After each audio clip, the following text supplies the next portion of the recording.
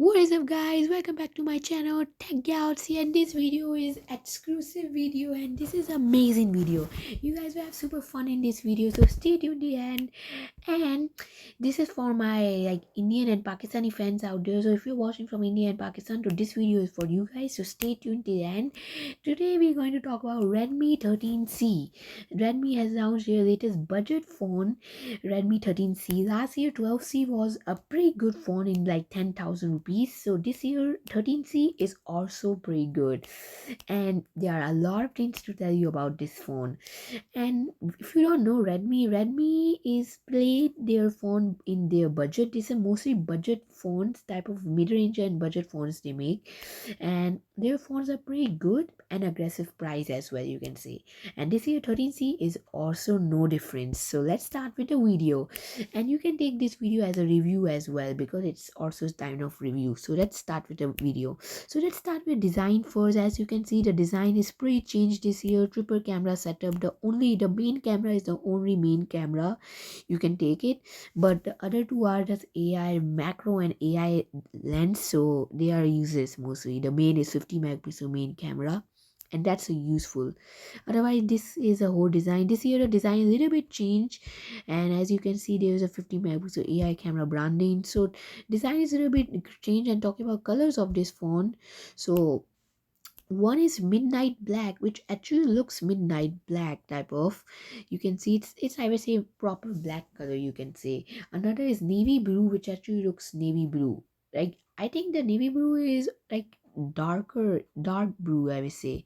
But another is white type of color, which is crystal type of color. If you see, there is crystal texture given, and this color looks so amazing. Like, this color I would say is mostly for ladies because it's more crystal type of color, and this is for ladies, I would say. And another is like a green type of color, but I would say it's a mint type of color.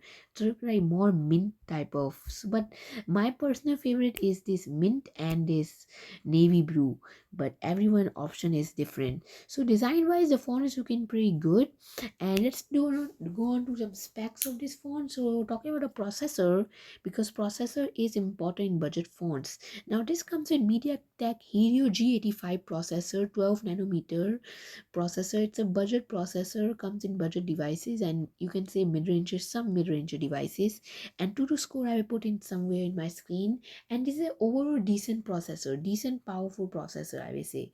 You can play heavy games, play like in normal to medium settings. If you want to play BGMI, normal to medium or high to like normal settings. But this processor is actually good. It's not proper gaming processor, but it's actually good in gaming and day-to-day tasks pretty easily.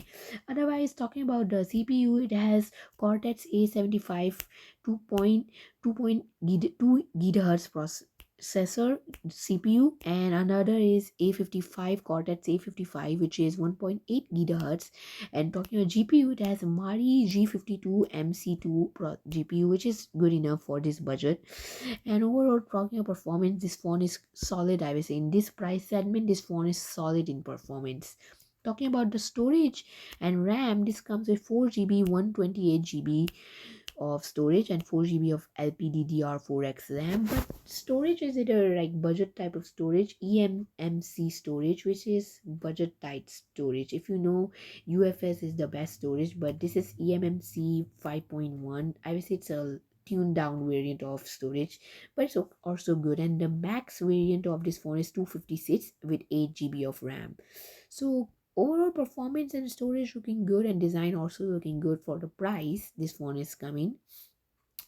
And talking about the phone weight, it weighs around 192 grams, which is decent enough.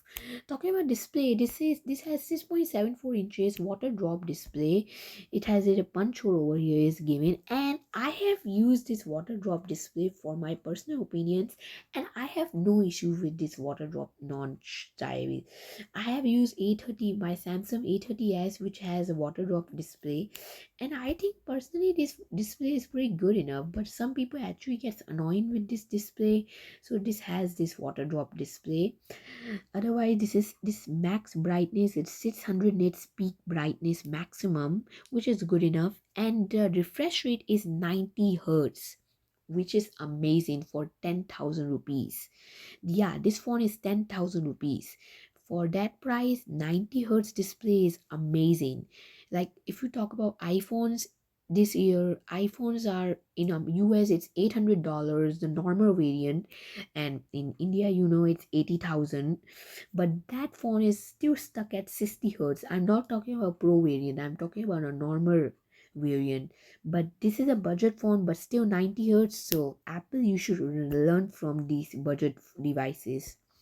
Otherwise, this is Corning Gorilla Glass protected, and this is TUV Rhineline Satisfy, which is a certification of durability. So it's low blue light certification, so it will consume more lower blue light, so more not harmful for your eyes. And otherwise, the display is in budget. I won't say the display is so good, but it will be good enough for the price, and Redmi displays are good in this price. Talking about camera, it has 50 megapixel main camera, and main camera is the only camera which you will use. HDR mode, night mode, portrait mode, film mode, time lapse, every feature you need from this price you have. And talking about aperture, it has f1.8 aperture, which is good enough. 2 megapixel macro, and another is AI lens, which is not any useful. Video, you can record up to 1080p 30 frames, and that's good enough. Not, you won't get 4K in this price. And front camera is 8 megapixel, which is, for 8 megapixel the quality will be decent enough. It also supports HDR and 1080p max recording. So camera will be also decent for this price. You can't expect that much from this price. Otherwise, in battery, it has 5000 mAh battery, huge battery in this price, and it supports 10-watt wire charging, PD charging, which is fast enough. And I will say it's okay, pretty decent enough charging. But there are some options in the market, like Motorola G54 comes with 33-watt fast charging, so 18-watt is a little lower, but that phone is like around little expensive than that this one, but still that has 33-watt and this has 18-watt, so little downgrade.